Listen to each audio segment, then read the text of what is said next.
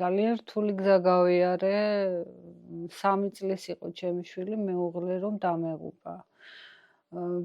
ფაქტიურად ყველაფერი გადმოვიდა ჩემზე.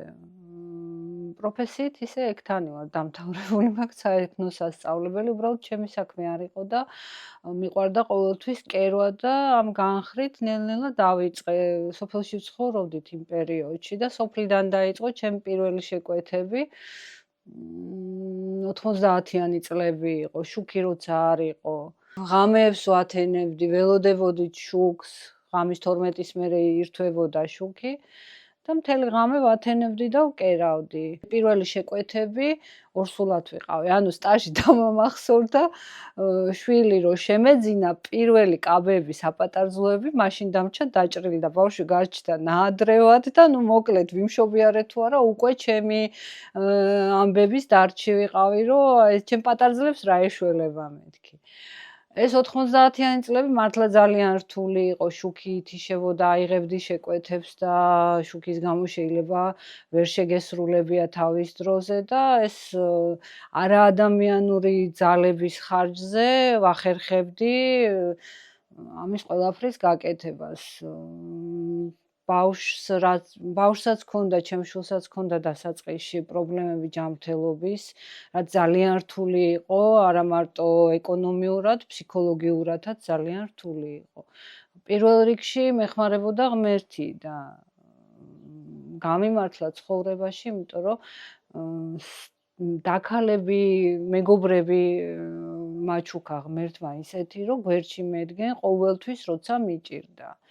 ოპერაციები დასჭირდა ჩემს შვილს თუ რაც დასჭირდა, იმათი დახმარებით და რაც მთავარია, ჩემი დედა გვერდში მედგა ყოველთვის და მე თუ მუშაობდი, ჩემს შვილს არ აკლდა არც ყურადღება, არც ზრუნვა და დედა ჩემი დედობას უწევდა ჩემს შვილს. მე მამის როლში აღმოჩნდი გარკვეული მიზეზების გამო. 35 წელზე მეტია ვმუშაობ და დასვენება რა არის არ ვიცი. იმიტომ რომ საქმე ისეთი რაღაცა, ჯერ რთული წლები, სულს რო ამოითქვამ და გონია რომ ეხლა დამთავრდა და ეხლა უკვე ნორმალური ტემპით შეგიძლია მუშაობა, რაღაცა ისეთი ხდება, რომ ისევ დატვირთვა.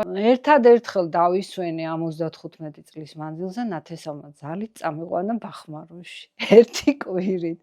ეს იყო სულ ჩემი დასვენება და სულ დაღლილი ვარ და სულ სამუშაო რეჟიმში, მაგრამ მიუხედავად ამისა, იმდენად მიყვარს ჩემი პროფესია, იმდენად ბევრ კარგ ადამიანს შემახვედრა ჩემმა პროფესიამ და ისეთ სიტყვებს მეუბნებიან ზოგჯერ, ხო, ის დაღლილობა და ის ყველაფერი უკან რჩება. და თითქოს ვიტყვი, რომ ეხლა დავისვენებ მეთქი და ერთი დღეა საკმარისი, რომ უკვე ისევ ვფიქრობ რა გავაკეთო, როგორი მასა ვქნა, ის შემდეგი შეკვეთა. რადგან ვიკისრე ალბათ მამობაც და დედობაც, მე ვალდებული ვიყავი გადამერჩინა ჩემი ოჯახი და ჩემი თავით და ამიტომ ჩემი სიტყვა თუ ფასი არ ექნებოდა ჩემს სიტყვას, მე ვერ ვიზამდი, ვერ გავაკეთებდი ჩემს საქმეს.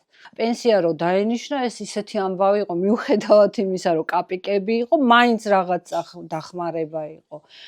შემდეგი წლები ძალიან რთული იყო, აი გითხარით ჯანმრთელობასთან პრობლემები იყო თუ რა, ფაქტიურად მაინც ჩემით და ჩემი მეგობრების და ჩემი ოჯახის დახმარებით, თორე სახელმწიფოდან ახლა რო გითხრათ, დახმარება იყო თქო, არა.